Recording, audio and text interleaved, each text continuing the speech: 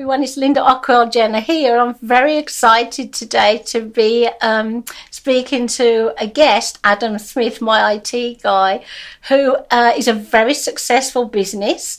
He has grown his business from nothing to something exceptional, and I'm very happy to get him today because he's a very busy man.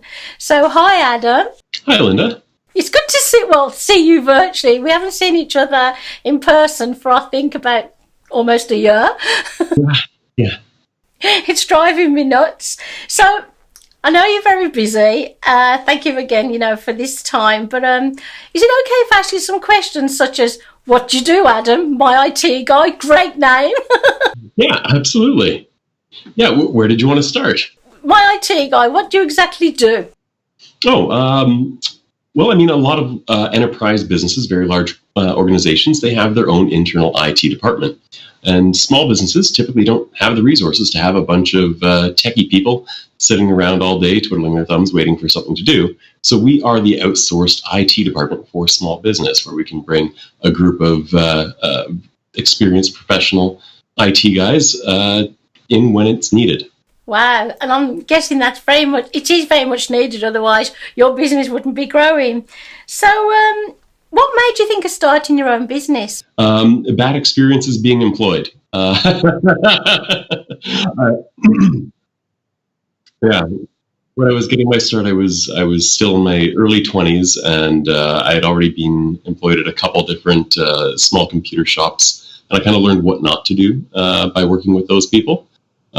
So I appreciate that I had that experience, and it's given me a lot to build on when I started my own business, which is now about 16 and a half years old. Yeah. So the type of business you're actually operating now, was that always your focus? Did you always want to get into that kind of business, or?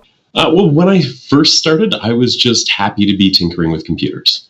So, any new work that kind of came my way was interesting, and I would take it on. But as the business has grown and matured over time, it's been valuable to kind of shift our focus or even have a focus. So at this point, we're no longer looking to take on new residential computer service work. We are exclusively a managed service provider for other small businesses. So we're working with clients that range from 5 up to 100 or so people in size. Wow, that is amazing.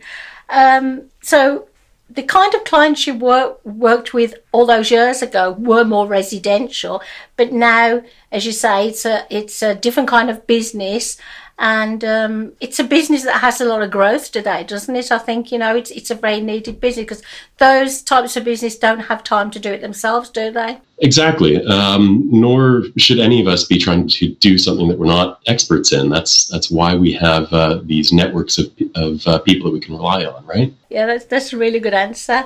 What else are you involved in? What other kind of things are you involved in? Personally, I volunteer with the Kitchener-Waterloo Chamber of Commerce. I'm currently serving on the board of directors as the chair.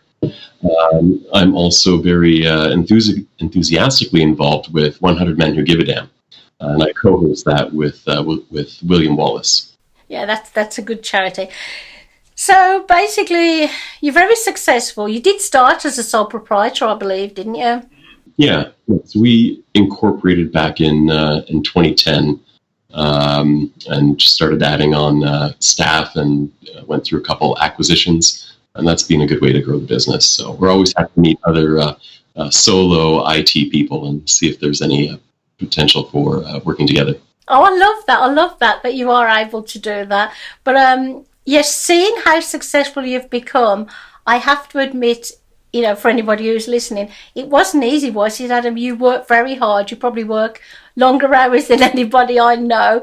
Would you recommend this for people in this day and age after COVID has gone? Would you recommend this kind of business? Working in IT or just being your own entrepreneur? IT, because I've always got the impression it's swamped and there's no room for anybody else, but I could be completely wrong, Well, right now there is a lot of consolidation in our industry. So we're seeing a lot of the bigger players coming in from either the GTA or coming in from out west, and they're tending to buy up some of the smaller IT providers. So some of my competition, as it were, are kind of disappearing into these bigger conglomerates. So that's been an interesting change. And what I would also say is the breadth of technologies that we all need to be aware of has grown so much in the past 10 years, we'll say, that it's increasingly more challenging for a solo person to run an IT company. So I'm very grateful that I've got a solid team that I can rely on. So I guess what keeps you going? I mean, I know you love your work, but I mean, do you go to the gym? Do you get enough sleep? Do you eat properly? All those things, really. I try my best at all of those. We have fellow members from the SBCN who I've come to know through that group, and I take advantage of their services. So Clint and Dorothy from Elite Training Facility try and keep me physically in shape so that when it does come down to sitting at the desk all day in front of my computer, I don't have to worry about my body completely wasting away. So I do appreciate them keeping me in shape. Other things kind of to help me keep my sanity is trying to have a hard delineation between work time and personal time. So I try not to let the work life kind of take over real life. Good, because that's not good for your health, and you can't be wealthy if you're not healthy. So I believe you have a location now, don't you? You have your own location, and you still have your people working there at the moment. Are they working from home? I mean, I don't know how it works. Yeah, so I think it was about 3 years ago, we moved into our location on Victoria Street, kind of near Weber here in Kitchener. That location's been fantastic for us, so we do have plans to keep growing the business within that space. Obviously, the pandemic has changed things a little bit. At the moment, we're trying to avoid having more people in the office than need be for any period of time. So we're managing just like everyone else is. Yeah. And you're a landlord. I mean, you do lease or rent out offices, don't you? Yeah, we've got some great tenants in the building right now. And everyone's very, very respectful of the precautions that we're all trying to take and keep everyone safe.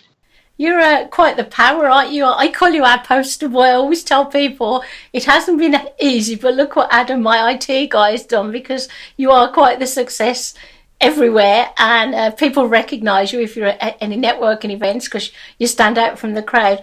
One last thing before I let you go. Yeah. One last thing before I let you go.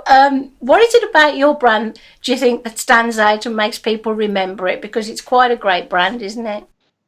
Yeah, I think it's as simple as it being a turn of phrase. Oh, I've got this problem. You know what? I should talk to my IT guy. In fact, that has caused confusion for some people, where they get a response from someone that says, "Oh, you should just go talk to my IT guy," and they end up talking to me, and like, okay, we'll work with that. So it's just I don't know. I think it rolls off the tongue fairly easily, and it's natural language. So it's very memorable. It's very memorable. Also, I believe your customer service. The way you treat your customers, your clients, before, during, and onward is one of your trademarks, because, it's good to retain loyal clients, isn't it? And you can't do that if you're doing a bad job, can you? Absolutely. There's still a client that I work with that I actually met him first at the last place I was employed at. So I've known him for at least 17 years, and we still work together. That is amazing. Yeah, I'm thrilled to bits to be able to have this little conversation with you. And like I say, I would recommend you to anybody. I think you're amazing. But if anybody's thinking about getting in the business, think about it hard. And do you have to have much money to get into this business, Adam? Do you think? I never thought about that. No, I would say it's fairly easy for anyone to get started in computer service in general. If you've got knowledge and the wherewithal to learn more, that's the biggest thing. Is we're selling our brains. We're selling the experience that we've had and the knowledge that we've gained over the years. So, well, you must have a lot of knowledge because you're still going. I want to thank you for your time. It's been wonderful connecting with you again. I hope to see you in person again one day. And until then, have a lovely night and don't work too hard. Well, thank you. And I appreciate what you're doing. Without the SBCN around, it would have been harder for my IT guy to get started when we were first trying to figure out even how to do networking events. So thank you for bringing great people together. You're very appreciative. It's lovely, isn't it? Thank you so much. And you have a wonderful evening, Adam. You as well, Linda.